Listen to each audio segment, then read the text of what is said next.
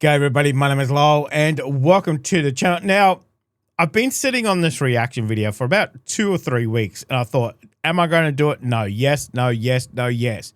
Now, on Patreon at the moment, I'm actually doing reactions to The Golden Girls, but we're almost finished season 1. This video is going to be the rise, hidden toxicity, and bitter end of The Golden Girls. Now, I've kind of disputed, do I do it? Do I ruin the overarching nostalgia I have about this TV show, like a lot of people do? But it's been gnawing at me. It's like, what happened? Why is it toxic? Why did it end? Now, I need to watch it. I need to watch it. I need to find out what the hell is going on. So come with the journey. If you don't want your nostalgia ruined, maybe watch it with the sound off. I don't know. But let's do the rise, hidden toxicity, and bitter end of The Golden Girls. Oh, I hope this doesn't ruin my bloody childhood, I tell you what.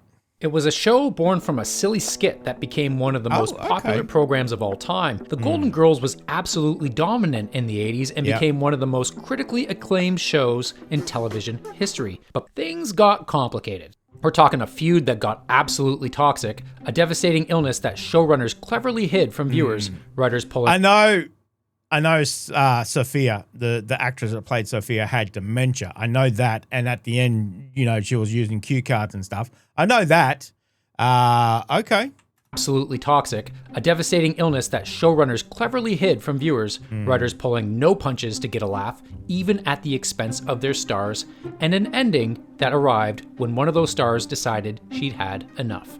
This is the rise, the chaos, and the fall of The Golden Girls. But first, hit the like button and subscribe for more retro TV deep dives, and I'll thank you for being a friend.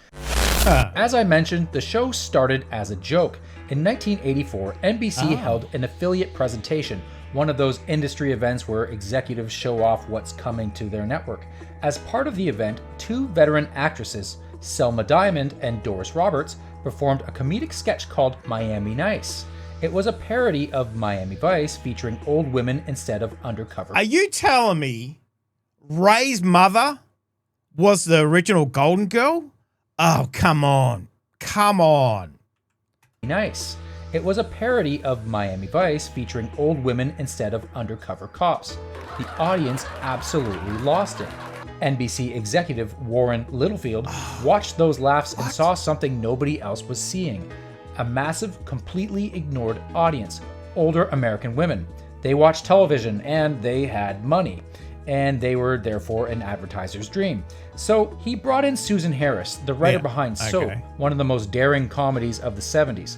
Now, Harris didn't want to do a geriatric show revolving around Metamucil and Aquasize. She pitched a show about older women who were sharp, funny, sexual, and fully alive. Here's something most people don't know. The show we love today almost looked completely different. The original characters were conceived as Jewish American women, but at the time there was concern that the New York Jewish style humor wouldn't play well in the Midwest or the South, so NBC rejected it. Harris had to make the show more broadly American, which is why the last names ended up being Zbornak, Nyland, Devereaux, and Petrillo, representing Polish, Scandinavian, Southern, and Italian heritages. Okay. And the cast itself went through a kind of musical chairs before anything was locked in. For Dorothy, NBC's first instinct wasn't B. Arthur. They went to Elaine Stritch, the legendary Broadway powerhouse with exactly the kind of acidic, commanding presence the role required. Stritch came into the audition and proceeded. It'd be really, obviously now that we've had the show and it's been, 40 years, it would be very hard to picture these characters as anybody else. They did such a great job at these characters. You couldn't imagine it as anybody else. Acidic, commanding presence the role required. Stritch came into the audition and proceeded to make the costliest mistake of her career. Trying to get a laugh, she improvised a line, asking someone not to forget the effing hors d'oeuvres. And the room went cold. That wasn't exactly the wit producers had in mind, and the role ended up going to B. Arthur almost by default. Then the rest of the cast went through its own reshuffling. Originally, Betty Wright was cast as Blanche, the man-hungry Southern seductress, and Rue McClanahan was going to play Rose, the sweet, naive one. but director Jay Sandrich looked at both women and realized they were essentially playing their old characters. Betty as Blanche was too close to her sharp, sarcastic Sue Ann Nivens from Mary Tyler Moore, and Rue as Rose was too close to her scatterbrained Vivian from Maude. So he made... I've never seen Maude. I didn't even know Rue was on another show. Well, it obviously makes sense, but okay, that would be so weird. No. That doesn't sit right in my brain. No. Rose was too close to her scatterbrained Vivian from Maude. So he made them switch. Was that B. Arthur there as well? Was B. Arthur in Maude as well? Was too close to her scatterbrained Vivian from Maude. So he made them switch. Clearly this was the right call, but reportedly it was one of the first things that annoyed B. Arthur. She respected Rue, but she viewed Betty as a game show personality, not a serious actress. The fact that the production was already reshaping itself around Betty before cameras even rolled did not sit well with her. One more casting note. The original plot had a fifth character, a gay cook named Coco, brought in as comic relief. He appeared in the pilot and was never seen again because the moment Estelle Getty stepped on set as Sophia, she stole every scene. The show didn't need 5 people. The Golden Girls premiered on September 14th, 1985, and it didn't take long for America to cozy up to the 4 leading ladies. It landed at number 7 in the Nielsen ratings for the season. In real terms, that meant 1 out of every 4 televisions tuned to NBC on Saturday nights to watch 4 older women eat cheesecake and talk about their lives. Critics loved it, and audiences couldn't get enough. It felt genuinely revolutionary, not just funny, but different from everything else on television. Now, the chemistry between the 4 leads looked effortless on screen, but behind the scenes, it was anything but. Now, forgive me because I'm going to go down an interesting path and related this to one of my favorite movies as a teen. The whole dynamic was a little bit like Shooter McGavin and Happy Gilmore. Like Shooter, B. Arthur was an old-school, consummate professional purist. She was a classically trained, Tony Award-winning stage actress who believed in discipline. Hit your marks, deliver your lines, stay in character, conserve your energy. Betty White, at least in B's eyes, was kind of like Happy Gilmore. She shot from the hip, connected with the audience between takes, and kept everything loose, which B thought was unprofessional. But the real fireworks came after the 1986 Emmys, when Betty White won Outstanding Lead Actress in a Comedy Series for Season 1. B. Arthur was devastated. In her mind, she was the real actress in the room, and the Emmy had just gone to the sideshow. It was like Shooter losing the tour championship to Happy. Her son, Matthew Sachs, would later confirm that his mother had a tendency to need someone to be angry at to fuel her. And with this as the backdrop, things were about to get worse, even though the show became more popular than the early bird special at Golden Corral. B. Arthur demanded professionalism. Betty White didn't fit her definition of that, and according to casting director Joel Thurm, B had started using the C word to describe Betty, not just in private, but in professional settings with colleagues. And if that weren't enough, there was another crisis quietly brewing. So Estelle Getty had always been nervous. Despite playing the most fearless character on the show, she suffered from severe stage fright every single week. Being on the same stage as B. Arthur and Betty White terrified her. But somewhere between seasons 3 and 5, it became something more than nerves.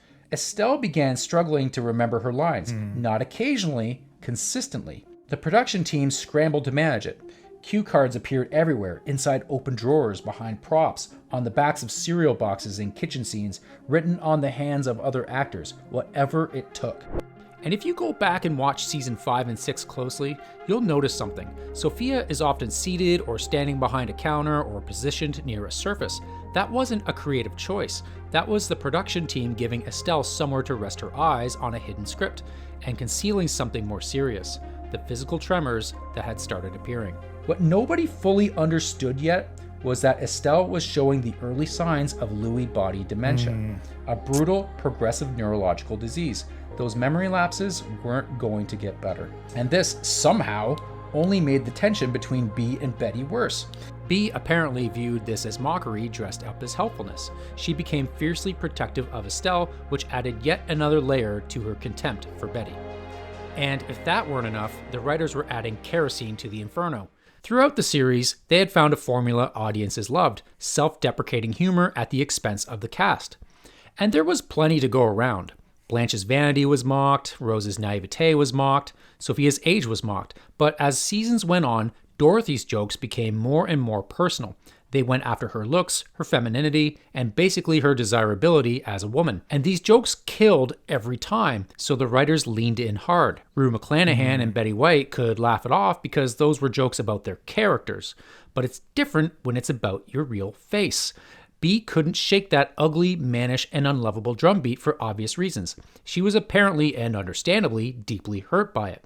And it got to the point in season 5 where, between the writing and her distaste for Betty White and the general direction, Bea Arthur was done. Producers begged her for 2 more seasons and she reluctantly agreed. But this is where things went downhill. In season 7, the show moved time slots where there was more competition and ratings dropped to number 30 out of the top 10 for the first time in the show's history.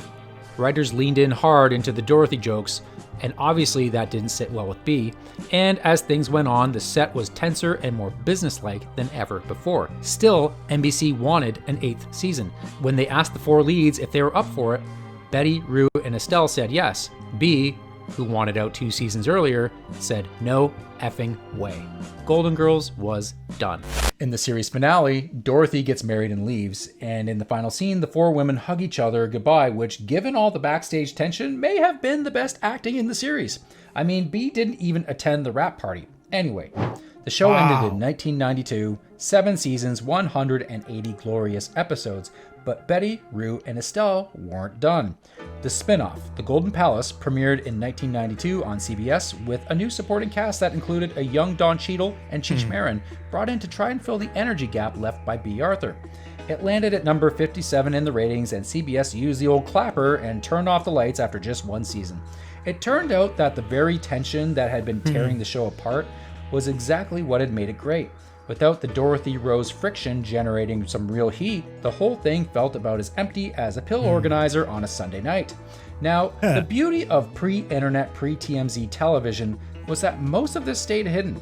The show lived on in syndication, and the Golden Girls stayed golden in America's eyes, with the feuds never surfacing. Sadly, Estelle Getty's health continued to decline through the 2000s. She largely withdrew from public life and sadly passed away in 2008 at 84, having spent her final years in severe cognitive decline. The same disease that had been quietly taking hold while America was laughing at Sophia's one-liners. Bea Arthur died in 2009 at age 86, and she and Betty never reconciled. By all accounts, Bea went to her grave with the same fundamental opinion of Betty she'd formed in 1985. And it wasn't until the 2010s, when the show found a massive new audience on streaming services and its cultural revival began, that the full story started coming out. And somehow knowing all of it only makes the show's legacy more impressive. As I mentioned at the beginning, it won a ton of awards, racking up a staggering 68 Emmy nominations and 11 wins over its 7-season run. Its most legendary achievement was the Grand Slam, meaning that every single one of the 4 main leads, Betty White, Rue McClanahan, Bea Arthur, and Estelle Getty, won an individual Emmy for their performance. That's only happened a few times. Bonus points if you can tell me those shows in the comments. And beyond the hardware, the Golden Girls proved something that would shape television for decades. Older women with complicated, funny, messy inner lives could anchor a prime-time juggernaut. And it created a structural blueprint for female ensemble television that the industry has been building on ever since. Designing Women took the same basic formula, the brain, the beauty, the innocent, the wild card, and transposed it to a southern setting, peaking at number 6 in the ratings and proving the concept worked just as well on CBS. Sex and the City took it even further, with creator Darren Star openly acknowledging the debt, essentially moving the girls into their 30s, replacing the Miami kitchen table with a Manhattan cocktail bar, and mapping the same archetypes onto Carrie, Miranda, Charlotte, and Samantha. The show was more taxing on those who made it than the audience ever knew. The feuds, the hidden illness, and the years of jokes that devastated one of television's greatest actresses. Yet, nearly 40 years later, the show is still in syndication, still finding new audiences, and proving that no matter how much time passes or how much you throw at it, the gold hasn't tarnished. I don't know. That was it's amazing what what they go through to provide a little bit of entertainment for us, you know. Like you said, you know, if we didn't have the internet and everything else, we would be oblivious to it. You know, we wouldn't know what went on behind the scenes. But to what I get out on season 5, but then end up doing another 2 seasons, I mean, you've got to give kudos to that. Holy moly. Imagine dragging yourself through another 2 seasons, but making it look like, you know, you wanted to be there, you wanted to have fun and everything else, but really deep down you're going, oh my God, I need to get out of here. And then obviously poor Estelle with her failing health as well, you know, trying to cover it up and everything else. But yeah, that was pretty interesting. Like you said, you know, Golden Girls is one of those things. If you grew up in that era, you most likely watched Golden Girls and you most likely loved it, you know, like we all do. So, but to know now that, you know, they struggled, you know, with each other, with personalities, and even with the production crew as well, you know, wanting to get out, but no, getting stuck there and whatever else. It kind of makes it a legacy of, you know, being able to appreciate it, you know, being able to, that professionalism of these actresses to come in and put this show on for the audience, and then the audience not being any the wiser. That's how good of an actress they are, you know, the 4 of them. So I think that in itself speaks volumes. Didn't quite ruin it from my childhood, but I still love the show. As I said, at the moment, I'm going through on Patreon. I'm just about to finish season 1, which has been hilarious. It kind of capturing that little essence from my childhood that and reminds me why I love this show. You know, all the bickering and everything that we never knew of, we just enjoy it for what it is. You know, a great entertainment, 4 great actresses on it, and just that kind of 80s humor that you'd never get away with now, for sure. But and maybe that's why we love it. So, but let me know if you enjoyed that. Thank you very much for joining me today. Make sure you stay safe, and I'll definitely see you in the next reaction video. Oh, you're still here? You want more content? Why don't you check out my Patreon down here? You'll get plenty more content and some exclusive videos over there too. If not, why not check out this one over here?